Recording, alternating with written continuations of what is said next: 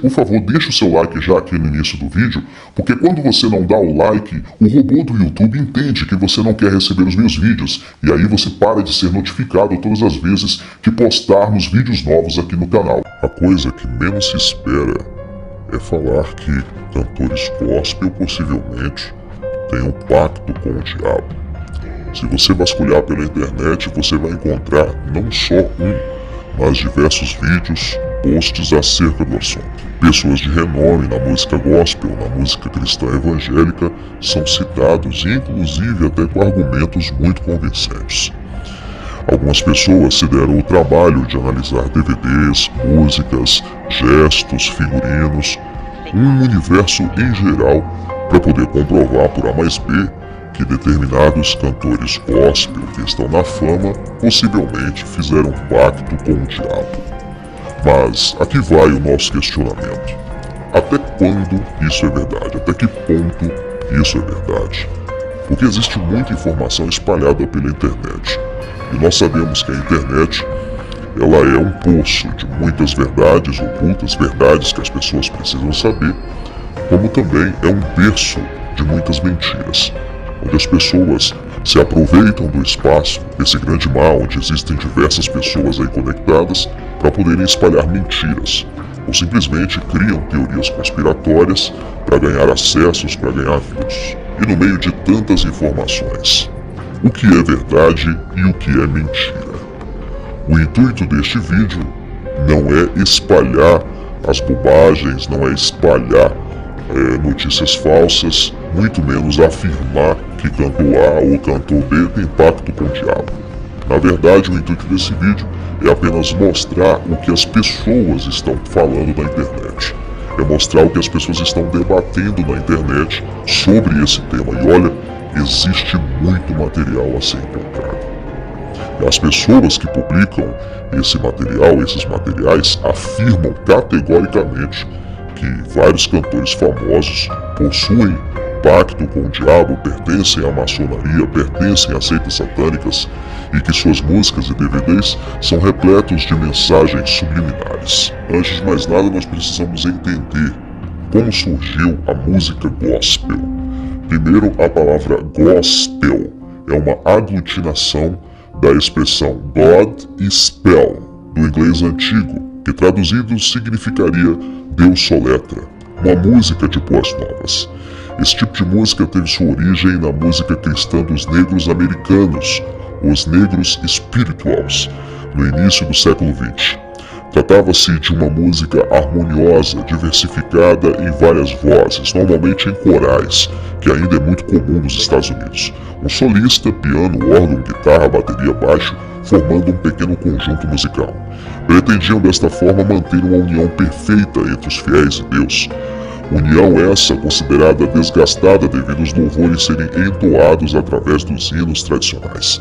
Com sua popularidade, a música gospel ultrapassou os limites da igreja afro-americana e alçou voos, movimentando um mercado de milhões de dólares. Bom, precisamos entender que o gospel é um mercado. A expressão gospel veio para dar um nome ao mercado. Nós não estamos falando de louvor e adoração nas igrejas evangélicas. Existe uma diferença muito grande. Existe o adorador, o levita, que está dentro da casa de Deus e que está ali apenas para levar as pessoas a adorar a Deus. E existe o artista profissional do meio gospel, aonde ele vive daquilo, ele sobrevive daquilo. Ele leva entretenimento específico para um público específico, ou seja, da música gospel, o povo que curte música gospel, dentro da igreja ou não. Então, gospel no seu suprassumo da palavra significa que é um mercado, né? O significado real aí nós já falamos, mas o conceito que se tem hoje é que é um mercado. Inicialmente esse estilo musical era formado por um coral, como eu disse. Com o tempo a música gospel foi sofrendo transformações, mas algumas comunidades cristãs ainda preferem manter sua forma original, isso principalmente nos Estados Unidos. Os quartetos gospel, por exemplo, evoluíram de tal maneira que adotaram uma música gritante, danças exageradas e roupas bastante extravagantes. foi nessa evolução que surgiu o rock nos anos 50, né? Então, a partir da música gospel é que surgiu o rock, que muita gente fala que o rock é satânico, que o rock é satanismo, sendo que o rock veio diretamente da música gospel. Então, existe as bandas de rock, né, que são satanistas, né, onde os membros são satanistas, mas o rock em si não tem nada a ver com satanismo. Inclusive, o rock saiu da música gospel. Um grande protagonista desse gênero foi o Elvis Presley, foi quem praticamente fez o rock se tornar conhecido para todos. E lembrando que Elvis Presley teve uma criação cristã protestante e conheceu a música gospel nas igrejas dos negros e a partir daquilo ali desenvolveu o que nós chamamos de rock hoje. Não estou dizendo que foi o Elvis que criou o rock, mas Elvis Presley, vamos dizer que ele praticamente anunciou o rock para o mundo inteiro. Eu sei que você deve estar falando aí, você enrolou e não falou, mas algumas coisas precisam ficar claras antes da gente aqui dar nome aos bois. Bom, diversos nomes da música gospel são envolvidos em polêmicas espalhadas pela internet que supostamente fazem parte da maçonaria ou de seitas satânicas. Dentre esses nomes são citados o pessoal do Trazendo a Arca. Eu não estou dizendo que é verdade, tá, gente? Estou dizendo que se espalha por aí. Existe um vídeo aí que mostra o vocalista do Trazendo a Arca fazendo um símbolo supostamente satânico. Existe um vídeo aí acusando a Aline Barros. Tem vídeos aí acusando o Thales Roberto, a Ludmilla Feber. Esses e outros artistas, né, são constantemente atacados na internet como se tivessem feito pacto com o diabo. Cantores gospel que fizeram pacto com o diabo segundo esses boatos aí, essas conversas. Mas até onde isso é verdade? Bom, se você olhar bem, existem uns blogs aí, o principal alvo dessas teorias conspiratórias é a cantora Aline Barros. Se você digitar aí no Google Aline Barros, pacto com o diabo, vai aparecer inúmeros resultados, vídeos, postagens em blog, postagens em redes sociais, diversas matérias, inclusive até de site de notícia gospel, você pode encontrar aí as notícias acusando Aline Barros de satanismo, de envolvimento com a maçonaria, de enviar mensagens subliminares através dos seus trabalhos, né? Você pode ver que diversos blogs printam aí alguns trechos dos seus DVDs e mostram possíveis mensagens subliminares, e alguns desses blogs e vídeos até têm argumentos muito convincentes.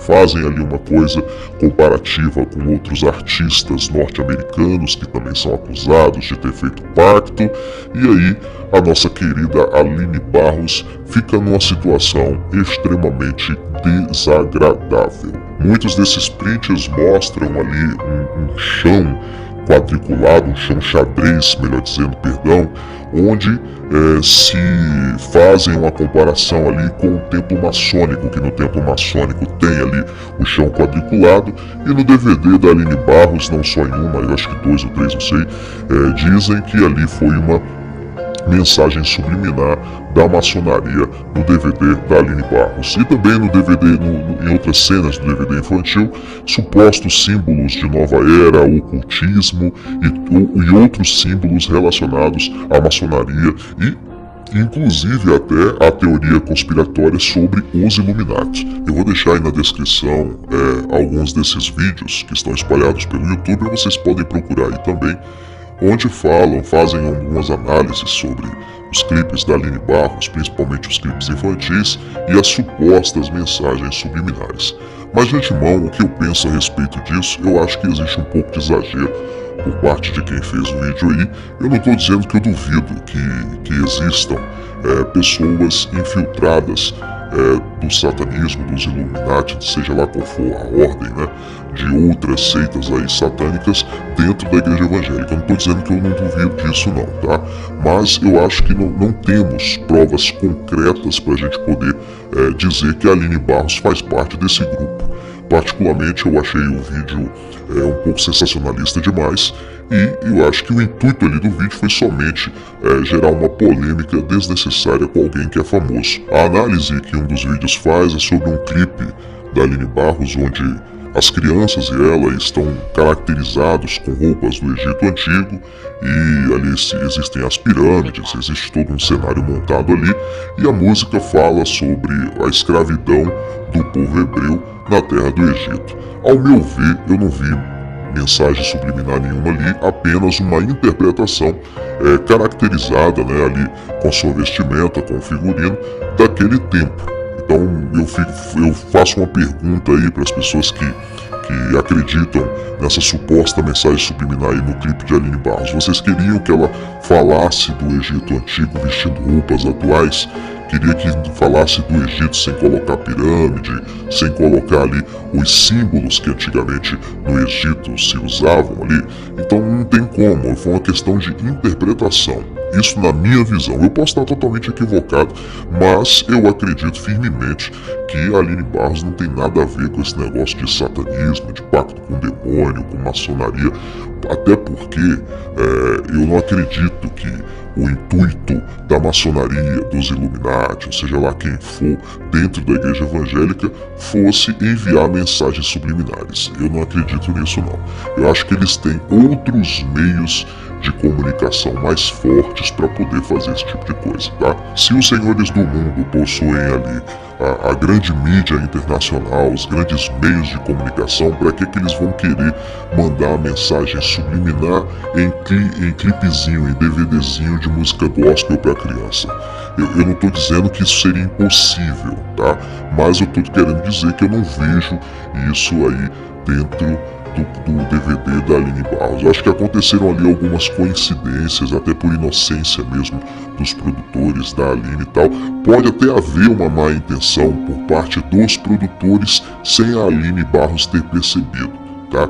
Isso é uma teoria, tá? Isso aqui é só uma teoria. Que se por acaso esses símbolos realmente foram colocados ali de propósito para enviar uma suposta mensagem subliminar, eu não acredito que a Aline Barros tenha ciência daquilo não. O que deu mais força ainda para essas teorias conspiratórias sobre supostos pactos feitos por cantores gospel veio a partir do bispo Edir Macedo da Igreja Universal do Reino de Deus, quando ele declarou em um dos seus blogs que 99% dos cantores evangélicos estão endemoniados, ou seja, que estão possuídos, que não são de Deus ou que possuem pactos. Isso foi uma declaração do bispo Edir Macedo da Igreja Universal do Reino de Deus, né? Tem uma declaração dele que diz o seguinte: da mesma forma que cresceu o número de protestantes no país, aumentaram as rixas, brigas e contendas entre as milhares de denominações ditas evangélicas.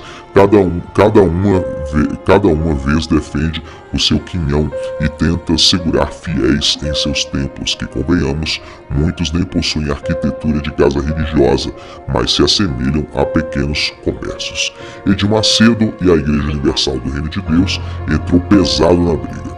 O homem que se auto-intitula bispo afirma publicamente que 99% dos cantores evangélicos estão possuídos pelo demônio, como por exemplo a cantora Ana Paula Valadão, que é um ícone da música evangélica, foi atacada severamente pelo líder da Igreja Universal e o dono da Rede Record de televisão.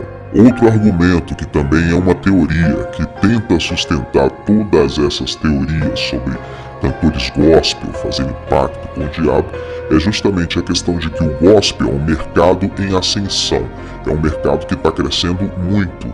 Então alguns, para ter fama, para ter sucesso dentro da música gospel, para se destacarem, poderiam ter feito pacto com entidades malignas para poderem se destacar nesse ramo musical, porque eles só queriam crescer musicalmente e por gostarem da música gospel. Alguns acreditam que são membros de igrejas satânicas que estão infiltrados na igreja evangélica para poderem ali fazer uma dominação, enfim. São teorias e diversos argumentos para sustentar outras teorias que, na minha visão, não tem base nenhuma. Lembrando mais uma vez que o vídeo aqui não está afirmando nada, não está dizendo que canto A ou canto B tem pacto.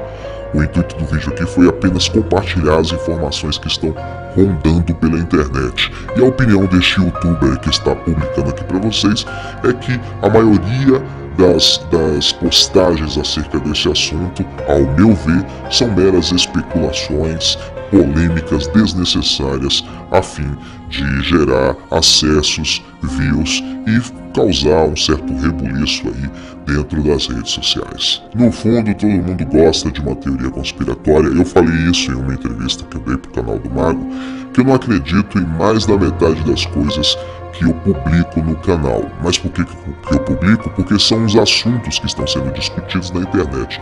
E se o meu foco aqui é falar sobre teorias da conspiração, paranormalidade e espiritualidade, é claro que eu vou falar sobre esses assuntos mesmo que eu não acredite na maioria esmagadora deles. E aí cada um pega essas informações e tira a conclusão que quiser. Graças a vocês, esse projeto ele não parou, e canais como o nosso, que produz esse tipo de conteúdo mais sério, acaba sendo um pouco prejudicado com as novas políticas, mas graças a vocês, que colaboram todos os meses, esse projeto ainda é possível. Muito obrigado de coração. E então, o que você achou? Está gostando deste documentário? Nosso papel aqui é apenas coletar as informações, organizá-las e apresentá-las a você. Acreditar ou não acreditar é uma escolha sua.